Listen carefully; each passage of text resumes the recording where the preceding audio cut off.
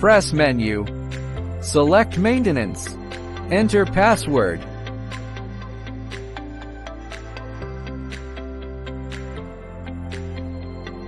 Reset all right side elapsed time to 0.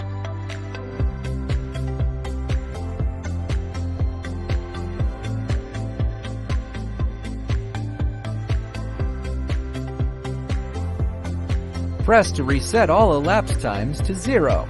Set left side elapsed time to 2500 hours.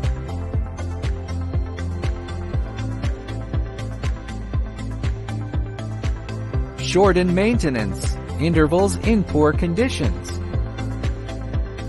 Press menu to main screen. Thanks for watching.